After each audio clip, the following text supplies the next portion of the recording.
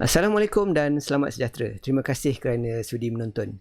Pada kali ini, saya akan cuba kupas satu persoalan yang mungkin berada dalam kotak fikiran kita, iaitu mengenai apakah perbezaan jenis-jenis acara dalam talian atau the different types of online events.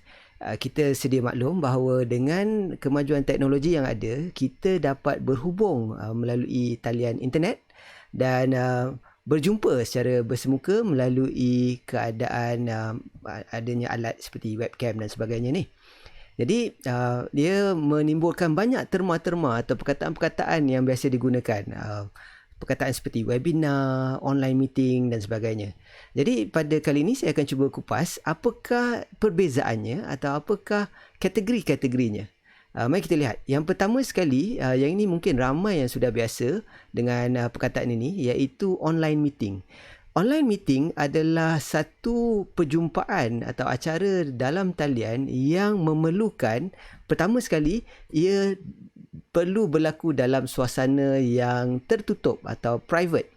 Maksudnya di sini kita tak mahu orang yang tidak berkenaan dengan mesyuarat itu untuk masuk, melihat, mendengar dan mendapat hasil perbualannya. Jadi yang pertama sekali untuk online meeting, perbezaannya dengan yang lain adalah ia private.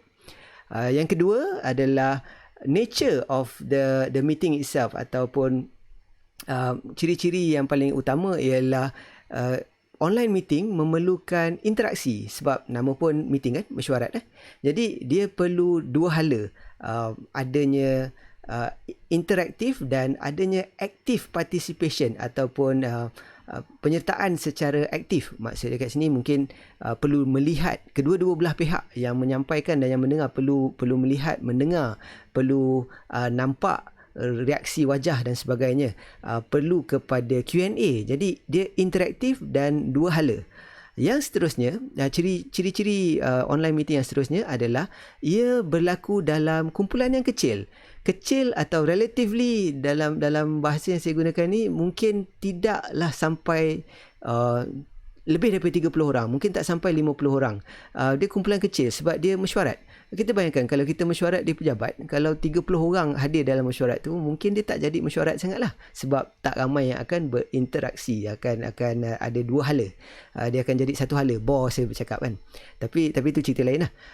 Poin dia sini ialah kategori yang dalam online meeting ini ataupun yang jenis online meeting, ia adalah satu perjumpaan dalam talian yang private. Dia ada dua hala interaksi dan juga dia berlaku dalam kumpulan yang biasanya saiz kecil. Okey. Yang seterusnya, kategori yang kedua adalah webinar. Yang ni common, yang ni banyak juga kita dengar. Webinar pun berlaku dalam suasana private. Private dalam konteks ini bermaksud untuk hadir atau untuk menyertai webinar ini biasanya perlu kepada pendaftaran. Jadi supaya kita boleh tahulah siapa pesertanya, adakah dia memang orang yang kita nak hadir. Dia tak boleh sebarangan orang tiba-tiba masuk dan sebagainya. Macam kita buat seminar dekat luar, seminar biasanya seminar berbayar ataupun secara percuma, tak jadi masalah. Tapi ia adalah private event. Orang yang dijemput saja. Kalau tiba-tiba orang masuk, kalau masuk ini tak patutlah atau tak sesuai. Jadi untuk webinar ni, dia punya fokus utama atau tujuan utama dia adalah biasanya untuk educate, mengajar, menyampaikan sesuatu ataupun menjual. Maksudnya di penghujungnya tu ada call to action. Jadi kedua-dua ini lebih kurang kepada meningkatkan kesedaran atau increase awareness. Disebabkan dia dalam keadaan increase awareness atau menimbulkan sesuatu minat ataupun call to action, dia perlu kepada satu peserta ataupun satu pihak yang akan menyampaikan. Maksudnya dia kalau dekat seminar biasanya di atas pentas, speaker tu ataupun presenter tu akan berada di atas pentas dan dialah yang menyampaikan. Dia lebih bersifat satu hala, satu nisbah ramai. Ataupun kalau tak seorang pun mungkin satu pihak lah, ada 2-3 panel dan sebagainya kepada orang ramai, audience yang lebih besar. Dan participation atau penyertaan audience tu lebih bersifat pasif berbanding dengan online meeting tadi. Kalau online meeting tadi kita tanya soalan, kita nak jawapan, kita nak tengok reaksi dan sebagainya. Untuk webinar biasanya tidak begitu kritikal untuk dapatkan participation daripada pihak audience. Maksudnya kita tak tengok muka dia pun tak apa, kita tak dengar suara dia pun tak apa, sebab dia lebih bersifat satu hala. Jadi disebabkan nature dia atau keadaannya begitu, biasanya webinar dia bertujuan untuk kumpulan yang bersaiz besar, ratus-ratus orang, mungkin sampai ribu-ribu orang. Jadi ada setengah platform tu dia memang cater untuk jumlah yang ramai, dan disebabkan dia cater untuk jumlah yang ramai, dia tak perlu kita connect secara maksudnya video kamera kita dan visual dan audio kita tu tak perlu secara langsung, berhubung secara langsung. Kita hanya perlu terima atau mendengar satu pihak saja. Dan biasanya juga webinar ni dia adalah option untuk melihat kemudian atau replay. Maksudnya kat sini selepas selesai acara tersebut, perjumpaan tersebut, dia akan upload videonya di mana-mana, dan kita ada option untuk orang yang mungkin terlepas tarikh dan waktu itu untuk datang balik dan lihat. Dia boleh rerun lah, orang kata ulang tayang. Okay, itu webinar. Berbeza dengan online meeting. Jadi dekat sini pun kita dah nampak online meeting kumpulan kecil interaktif. Webinar kumpulan besar kurang interaksi dia, satu hala. Yang ketiga, kategori yang ketiga ialah dia hampir sama macam webinar.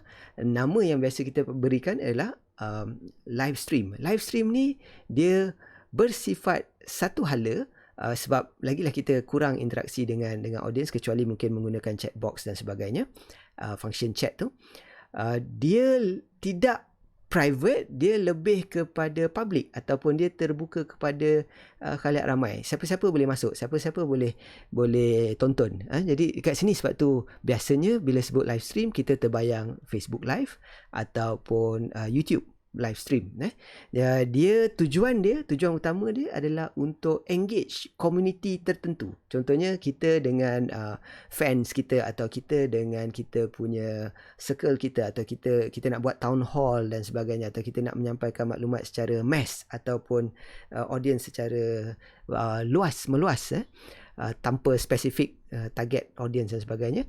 Inilah yang kita akan gunakan live stream. Sebab tu dari segi Facebook sebagai contoh, kalau kita buat live stream, semua yang connected dengan kita dan mungkin tak connected dengan kita pun boleh melihat live stream tu. Dan biasanya nature of live stream ni adalah lebih berbentuk entertainment ataupun menghiburkan. Jadi disebabkan dia menghiburkan, dia entertainment, konten yang kita sampaikan tu akan berbentuk kurang firm atau kurang formal.